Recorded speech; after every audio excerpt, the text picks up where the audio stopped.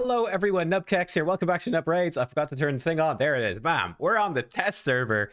Why are we on the test server? Well, we've got, I believe, 5 new champions that are going to be arriving either today or probably tomorrow with the start of the new fusion. So we're going to be checking them out today in today's video. So let's go. Well, first of all, Blizzard, the new fusion himself. Here he is in game, so we can see his base stats and all of that.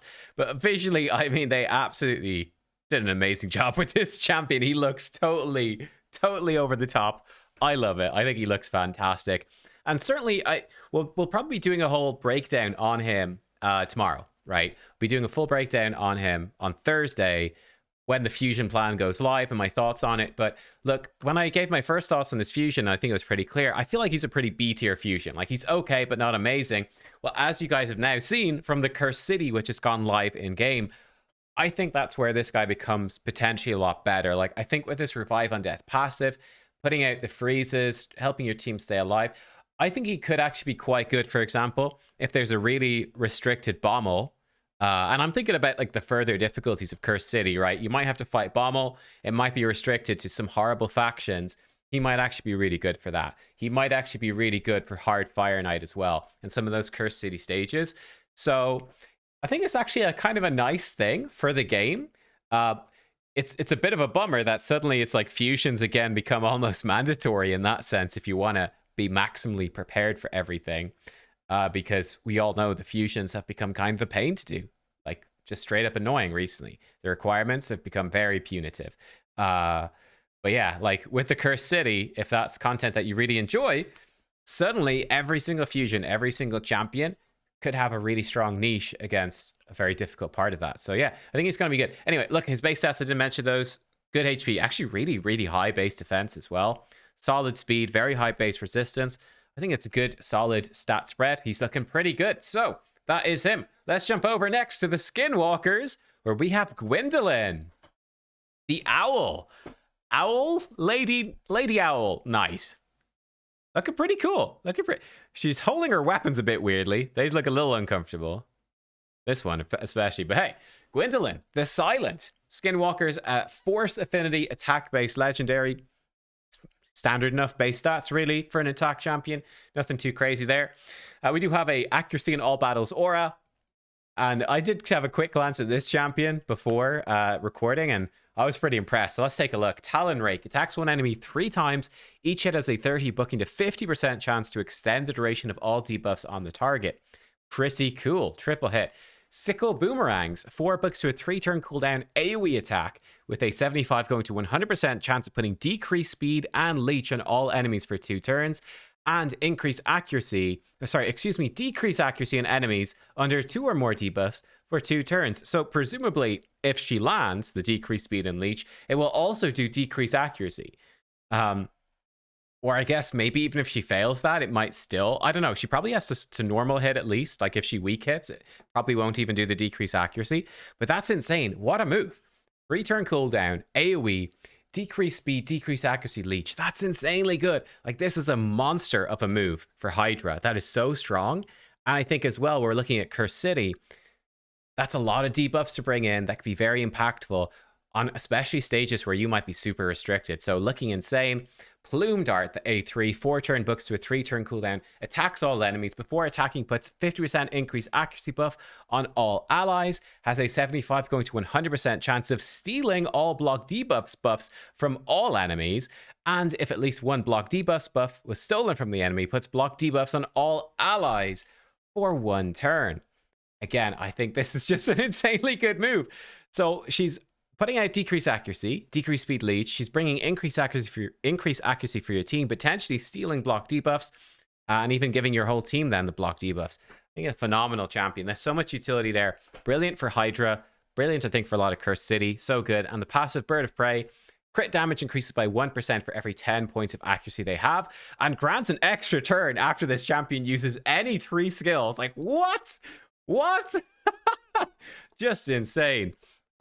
So yeah, like, it's going to be pretty easy to get her to 300, 400 accuracy, and that's going to be an extra. I mean, that's a lot, right? That's going to be an extra 30% crit damage, 40% crit damage or so. That's going to add up pretty darn quickly. And yeah, an extra turn mechanic built in. I feel like this champion is Razelvark 2.0 in a pretty big way. I'm super excited to test them out, right? Bringing amazing debuffs, increased accuracy, 2 AoEs on 3-turn cooldowns. She doesn't have the speed scaling like Razelvark has, but she's got extra turn built in. After 3 skills, she gets an extra turn. Gonna really speed her up. Her stats are gonna be very high because of the passive as well.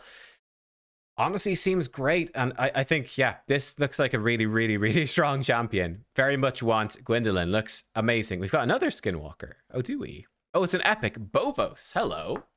Bovos. Some sort of cow. One assumes a bovine creature. Bovos Sharphorn. Whoa, okay. Oh, my lord. Demon Spawn and his real favorite faction. All right, dude. Look at this guy. Well, he looks fun. Base stats are a fairly standard support. He's a support. Defiled Earth attacks one enemy, 30 going to 50% chance of decreased speed. Okay.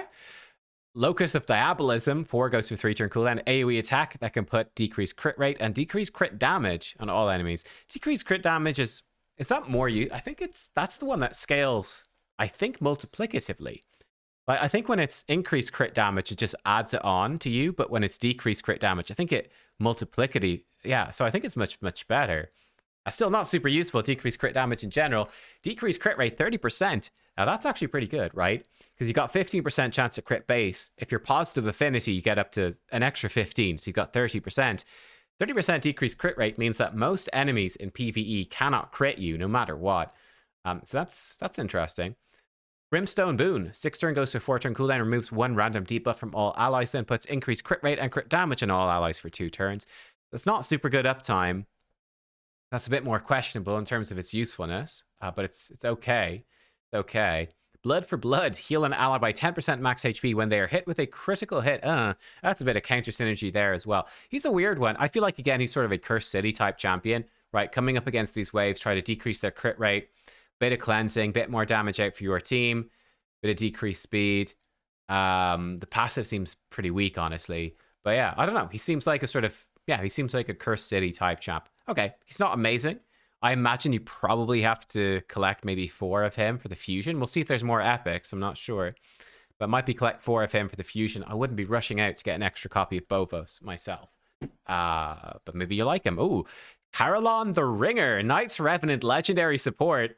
Oh, he's cool. That's sick.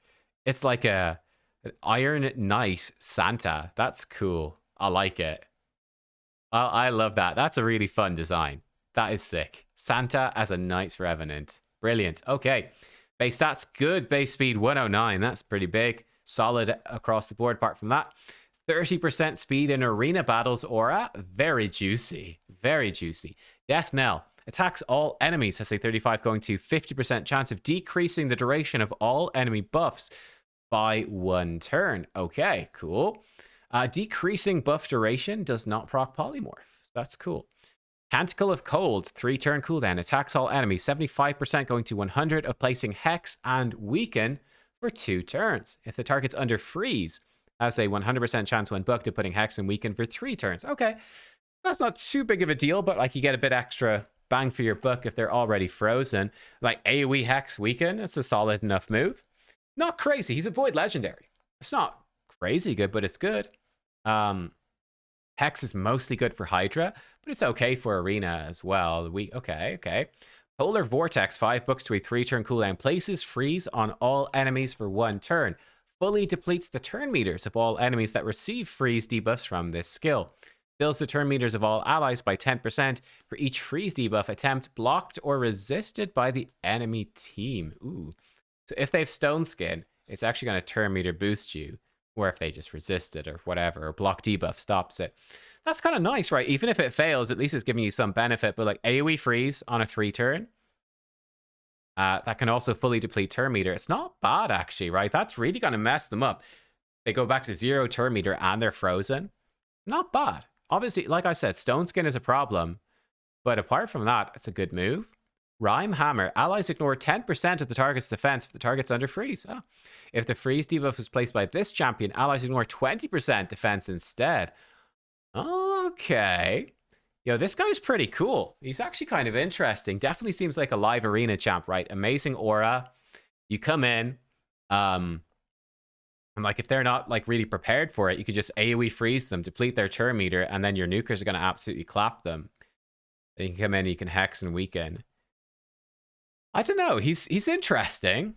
Yeah, I've got sort of mixed feelings on this guy. Like, the AoE hex weaken is like not super insane for Arena. He's got a sort of a weird mix of speed aura and like sort of turn metery crowd control stuff, but then a couple of moves that are more like not really crowd control-y. Unfortunately, this is not an AoE, but like you could put him in like a stun set or something and make him start stunning and stuff like that too. He's got AoE attacks on these ones. Oh, pretty interesting. What do you guys think of Carolon the Ringer? He doesn't stand out as being super OP, but he does stand out as being quite useful. He seems like pretty decent.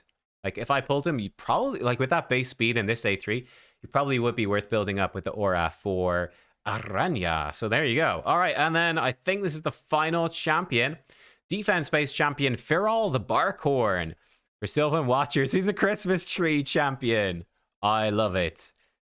Yes, excellent. That's what I wanted last year. I remember we did videos on that. Where I was saying, man, I want a Christmas tree as the Christmas champ. Let's check him out. So base stats, he's defense-based, high defense, very high, good HP, decent speed, lots of resists. Cool. Lobber Trunk is A1, attacks one enemy, has a 80 going to 100% chance of putting decreased speed for 2 turns. If the target's a boss, ignores 20% resist. That's pretty interesting. So against Amius, right, in the Cursed City. Amius can cleanse off your stuff. So it's kind of difficult to speed control him. But man, if you got a 100% chance on an A1, that could be quite strong. Obviously very good against Iron Twins as well. Good against Hydra too. Very consistent decreased speed. Okay, let's see the rest though. Boreal Growth. 4 turn goes to 3 turn. Attacks all enemies. 75 going to 100% of decreased accuracy and block buffs. If it's a boss, ignore 20% resist. This seems like a consistent thing. That is really nice. That's a massive Hydra move right there. Very strong Hydra champ so far, but block buffs and decreased accuracy is such an underrated debuff in this game. It's absolutely huge. It's so strong. And yeah, that with block buffs, that's brilliant for Hydra. Also, again, I think that's pretty strong for Amius the Lunar Archon, though. You have to be careful with him switching like decreased accuracy into increased accuracy. But still, the block, yeah, okay, very strong. Aurora Cloak puts increased resistance on all allies for 3 turns on a 6 going to 4 turn cooldown. Also perfect Veil on all allies except this champion for 2 turns. Wow, okay. Again, that's very strong. You know, I've been theorizing about building high resist team for Amius maybe being the way to go so he can't debuff you and strip your buffs. Increased resistance can make that very possible. I'd say you probably want a buff extender with him, someone like a Krisk or something like that that's going to extend this and make it be up the whole time. That's super good. This is also fantastic for Hydra. Really strong. Perfect Veil. Again, probably want a buff extender, but it brings your team a Perfect Veil, deal with Head of Torment, increase resistance, really good for Hydra.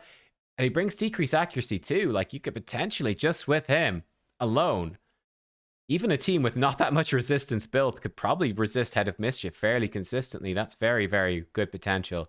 Spirit of the North. If an ally's under 2 or more buffs, increase their resist by 50. Oh, wow. Wow. It's going to be so easy to build a resist team with this guy. If you're under 3 or more buffs, also increase accuracy by 50. Under 4 or more buffs, also increase their damage by 20% flat. Dude, this guy's nuts. What's his passive? Resist aura and all battles 60. Oh, that is so good. Wow. Like, that's extremely strong. Like, you come in, if you got your Great Hall resistance, right? Maybe you've got like some area bonuses, resist for Hydra, use a resist aura, you slap on increased resistance, slap out the decreased accuracy, you include the resistance bonus from this, and like put a buff extender to make it like consistent. That's very good. I think he's going to be good for Cursed City as well. It's even quite good for some Doom Tower bosses, you know? Yeah, Firol the Barcor, and he's pretty legit, man. We've got a good set of champs. This has been a good set of champions, I tell you. And interesting a lot. Honestly, the Void Legendary is in some ways the less exciting of them. I think Firol, for me, just a Spirit Affinity champ, and Gwindel, Force Affinity champ, they're both looking really good. There's a decent, not zero potential. You could see maybe a guaranteed for one of these over Christmas. It's possible. Say probably, let's be realistic, more likely they could show up in like progressive chance events over Christmas. But yeah, they're both good champions. The fact that they're regular affinity, you've got an okay chance to get these at some point, right? They're not totally impossible to get. So that's quite cool. Yeah, a nice batch of champions. Guys, let me know what you think. Razzlevark 2.0 or the Christmas tree, or maybe the fusion, or maybe Evil Santa. Which one is your favorite? Let me know in this. Maybe the cow, Demon Cow. Any Demon Cow fans in the chat? Maybe.